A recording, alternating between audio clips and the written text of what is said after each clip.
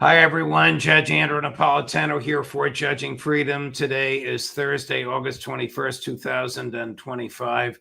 Colonel Lawrence Wilkerson joins us now. Colonel, I thought I would entitle this segment, Is Trump Throwing the Neocons and the Deep State Under the Bus? But then I thought I would ask you, is it even possible to throw the deep state under the bus, or would a president do so at his peril?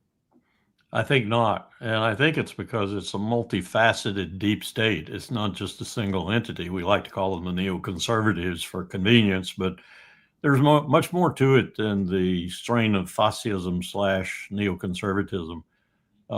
There's money, big money behind it. And as I've said before, this big money is very, very frightened that it will have to jump ship and change allegiances because the economic, cultural, educational, military, financial, you name it, power is eking out of the West and going rapidly to the East.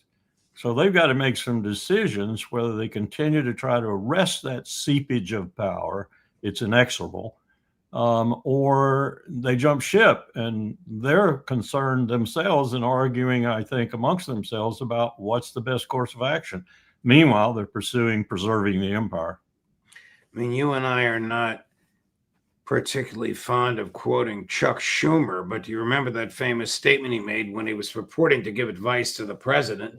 Be careful of the deep state because they can get you 6 ways to Sunday. I mean, that phrase 6 ways to Sunday, meaning many different ways. I mean, they could start a war, or they could cause a false flag. They could do something that could produce tumult and chaos. Absolutely. Could they not? Yes, I think that's what they're already about to a certain extent. That's what Ukraine's all about. That's what Iran is all about, and the Levant in general, to include Israel.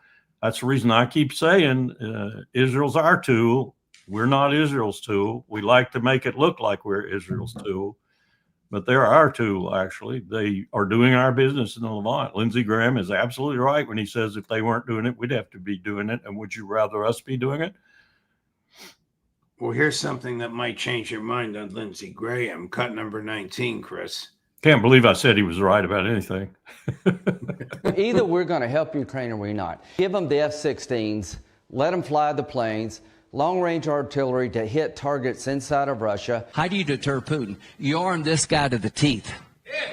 Yeah. If we pull the plug on Ukraine, it'd be worse than Afghanistan. So 2.5 years later, you're still standing and you're in Russia.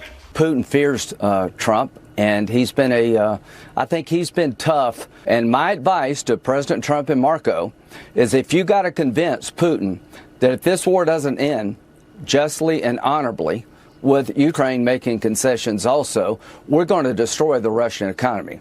We have the ability to do it. To Europe, why don't you put tariffs on India for buying Russian oil? To Europe, why don't you threaten China with tariffs for being the largest purchaser of Russian oil? To Europe, you can do more. If Europe and the United States banded together and we told Russia that if this war does not come to an end, we're going to destroy your fossil fuel economy, this war would come to an end. I think we have the ability to crush the Russian economy through putting tariffs on people who buy Russian oil and gas, buying cheap oil to prop up his war machine, and I intend to push that until I can't push anymore. Oh, he's a madman. No war in human history, 5,000 years of which we know a little bit about, has ever ended justly and honorably. It's just not in the nature of the beast of war. You're right, Colonel, and God only knows what he had in mind, but I'm going to guess that he can't wait to sit next to President Trump in that golf cart and start whispering in his ear again, and then God only knows what will happen. He can't be happy that President Trump, A, dropped the demand for a ceasefire, and B, recognized no NATO in Ukraine, no Ukraine in NATO. Exactly. And I think there's going to be some whispering from Donald into Lindsey's ear, too. Why are you losing my possibilities of maintaining my vast majority in the United States Congress? Why are you divesting us of the power that I gained for you in the legislative branch? Because that's what's happening. They're losing people. I would imagine that Senator Graham and General Kellogg, who were not in Alaska, understandably, Graham wouldn't have a role there, and Kellogg wasn't invited, could not be happy with the apparent amicable nature of the new communications between the United States and Russia. No, a lot of people, I think, that you and I could name many of, weren't too happy with that. I don't think that the image that Trump gives off when he's with Putin in respect to his group has ever been all that beneficial for him. With some of them, yes, probably, but the closer he gets to Putin, or even appears to get to Putin, the more he distances people, even from his own constituency, from his plans. That's a dangerous thing for him that I think he recognizes. I think he intuits it, but the attraction is like magnetism between the two people. I think they actually probably, if they were in a private meeting and nothing really was at stake other than maybe real estate, that they'd get along fine. Yeah. What Chris just showed, Chris, if you want to put that up again, next to Trump is Zelensky. You can't see him in this view. Yeah. But next to Secretary Bessent is a glum-looking General Kellogg. So Yeah. Kellogg was there when Zelensky and the others visited the White House on Monday. And there he is, looking like he can't wait to meet his bosom buddy, President Zelensky. Is this war going to end in the battlefield or in the conference room? I think both places, but it's not going to end on the battlefield in a significant way that is going to bring peace. And I don't mean that it's not going to be decisive in the way Russia ultimately defeats Kiev, but I don't think it's going to bring peace. And I think the real arbiter of that is Ukraine, and I don't see them being a good arbiter. I see them continuing the battle after the peace. You and I have a lot of friends who are neocons. Do your neocon friends recognize the precarious state of the Ukrainian state, the extremely precarious state of the Ukrainian military as we speak, August 21st, 2025? Judge, I'd have to answer that from indirection because, believe it or not, I don't have any neocons that I know are neocons. I mean, card-carrying neocons that will talk with me anymore. Well, most of my neocon friends email me. They don't want to be seen talking with me in public. But do you know if the Lindsey Grahams of the world recognize that Ukraine is just about lost and no amount of military aid can reverse that at this point? I think not. I think the answer to that is no. I was convinced at first that many of them were doing this for political reasons that didn't pertain to any sobriety or sanity I knew. But I could maybe understand the political indications and inclinations that they had involved with it, like continuing it so we just bleed Russia interminably. But I think some of them actually believe this stuff. And part of that is because, as you and I have discussed, and Doug McGregor and others on your show have discussed, is the corrupt picture that they're getting from the triumvirate of Mossad, CIA, and MI6. It's as corrupt as it's ever been. And Judge, I have seen it fundamentally corrupt.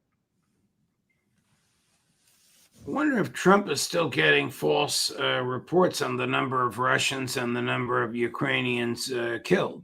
I'm sure Putin enlightened him on that in that regard, but I'm not sure he believed him. And yes, I answer your question, absolutely, because that's what I'm still hearing he's getting. Wow. Why would Trump have told Chancellor Merz and President Macron and presumably the others, von der Leyen and Starmer and the others that were there, that the United States would engage in a security guarantee using the military? Maybe I'm asking the question wrong. What is a security guarantee? Well, what's being guaranteed? Well, it works two ways at least. One is not so important as the other, but it is important, and that is, how are you going to police the peace? You have to have security guarantees for that. And in that, I think Putin has made it clear that he will accept some forces in the line of contact, if you will, the DMZ, the border, whatever we're going to call it. But he won't accept others. And the ones he won't accept categorically are NATO or NATO-like forces. The other side of the security guarantees mostly pertain to Ukraine, in the sense that Zelensky or whoever is in charge in Ukraine has got to feel like that he has some way, she has some way to respond should Russia renew belligerency. I think that's nonsense. I think that's the last thing the Russians want to do, but that's something that they feel they have to have in order to feel comfortable with any kind of peace agreement. On the other side, of course, is Moscow, and theirs is very clear. Their security guarantee is very clear. No more NATO expansion, period. Here is Foreign Minister Lavrov yesterday. Chris, cut number 18. Following the summit of Russia and the United States in Alaska, where we have achieved significant progress in moving towards defining the future shape and parameters for conflict settlement. And following this event, the European countries, together with Mr. Zelensky, went to Washington, and there they tried to promote their own agenda, which is aimed at making sure that the security guarantees follow the logic of isolating Russia, the logic of uniting the Western world and Ukraine in order to continue the aggressive confrontational policy of holding Russia back,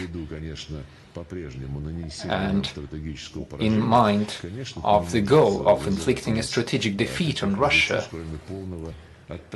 We completely reject such proposals and initiatives. Besides, the Ukrainian regime and its representatives are making quite specific comments on the current situation, directly showcasing that they are not interested in a sustainable, long-term and fair conflict settlement. Well, there you have it. It doesn't matter what you call the troops there, under what flag they appear. It's not acceptable to them. No, not if it looks anything like what Sergei just said. I noticed he took his CCP T-shirt off. I thought he looked pretty good at that, and Yeah, I thought his explanation of it was perfect. Yeah, those of us on the show, including the host of this show, who can be a little snarky, all appreciated, you foremost among us, that CCCP T-shirt or sweatshirt or whatever it was. It really caught everybody's attention. Knowing the Russians, they debated over whether or not he should wear that for a couple of hours. Sergei probably debated with himself as to whether or not he should. Right. You know, the New York Times online edition had a piece the other day. I don't usually read that rag anymore, but I happened to stumble on this, and it looked like that opening sentence was smart. And the opening sentence essentially said, why are these leaders in Europe leaving spas, important meetings and conferences and so forth, and rushing to the United States? They're doing so because they understand that one of the characteristics of Donald Trump is he listens to the last person from whom he hears. That is a characteristic of Donald Trump. The other characteristic is he tells people what he thinks they want to hear, the people that are immediately in front of him. Exactly. Which might be why he gave Chancellor Merz and President Macron and Prime Minister Starmer the unmistakable impression that the U.S. would be involved militarily. And then he told Fox News the next day, well, not boots on the ground, but air power. Well, air power is as destructive as boots on the ground. It's I don't know how you deal with that kind of mercurial character. I just don't. And I feel for all these parties trying to deal with it.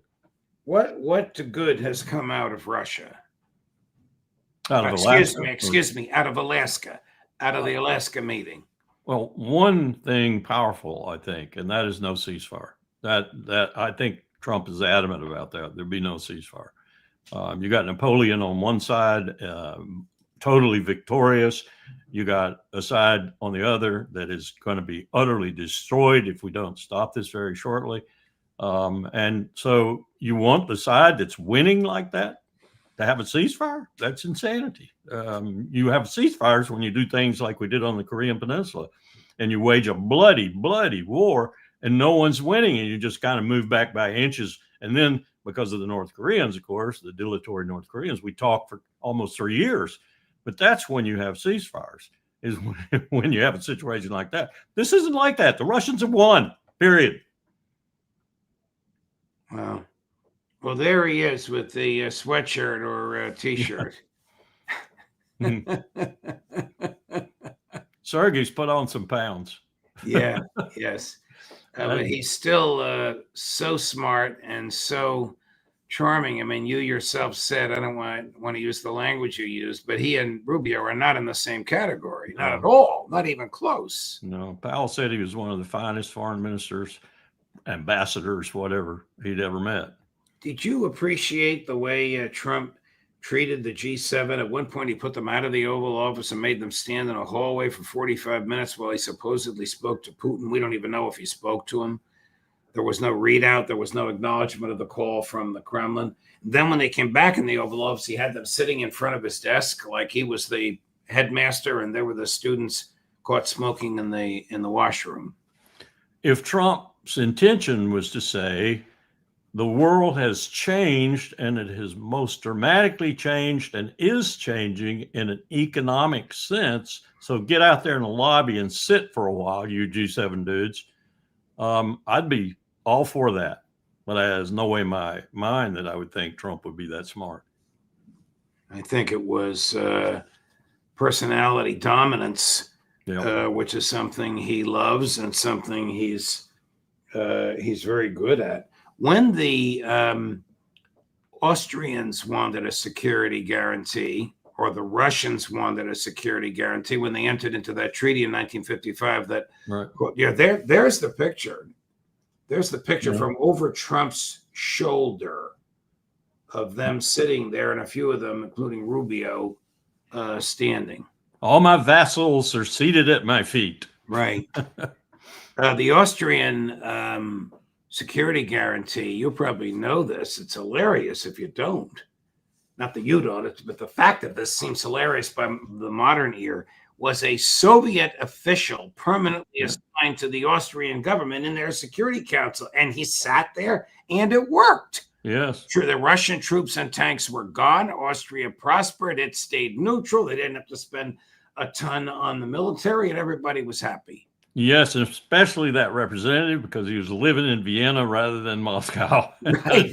Right. Moscow's beautiful now. It was not then. Right. I don't foresee something like that happening in Ukraine. Do you? I mean, it's illegal to speak the Russian language in Ukraine right now. Well, if it did happen, it would be a revolutionary move, and it would be a good move, in my view. It would tailor it after that agreement, which worked quite well. Should Donald Trump fear the deep state? Absolutely. And it's not a monolithic feature. It's different aspects of American power, and to a certain extent, billionaire power spread across dual and triple and quadruple citizenship and different countries. But you and I both could name most of the countries that count. And it's segmented and it's fractured at times. And if we had a really good, I watched H.W. Bush do this. H.W. Bush was probably as experienced, if not more so, than Dick Cheney. He was a bureaucratic entrepreneur par excellence, and he'd been in the intelligence community ever since we hauled him out of the Pacific as, I think, a 17-year-old. Yeah. When he was shot down. He was in the intelligence community his entire career. That's the reason Ronald Reagan used him as vice president to run some very nefarious stuff, a lot of stuff, while he was 8 years as vice president. But he was a very knowledgeable guy. And one of the things he could do, and do incredibly well, was deal with the kind of powers that were arrayed around him and he knew about from his intelligence community work over some 35 years, he could deal with them. Well, one time he lost big, and Jim Baker and he had a long conversation about this. Baker didn't agree with him. I agreed with what Bush said. This is all told me by Powell and a little bit by Brent Scowcroft, was that the Israelis got him. They got him unelected and they got Bill Clinton elected. There were other things too, Ross Perot, Ralph Nader, other things that happened at that time. No, read my lips, no new taxes, all Right. those things played a role, but the big role was played by Israel because he had forced them, beaten them about the head and ears into the peace process. How did the Israelis get Bill Clinton elected? Something, Judge? Money? There is money too, yes, but there's a lot of talk right now about Ehud Barak, who appears in the Epstein files almost endlessly, and Bill Clinton, who matches him. And the way those talks went awry at the last minute with all the blame being placed on Arafat and the Arabs, and Arafat, like a deer caught in the headlights, had no clue that they were going to derail that fast, was caused by the pressure brought on both Barak and Clinton by what was in the Epstein files. And of course, Mossad knew and knows about it. Yes, yes. Do you believe that such pressure is being brought to bear on Donald Trump? At present time, I don't think it's necessary, but would it be brought to bear? Were it to be necessary? I think so. Wow. Colonel, thank you very much. As always a pleasure to chat with you. We'll look forward to seeing you next week, my dear friend. Take care. Thank you. Coming up at 3:00 today, cleanup hitter after our long and happy day, Professor John Mearsheimer, Judge Napolitano for Judging Freedom.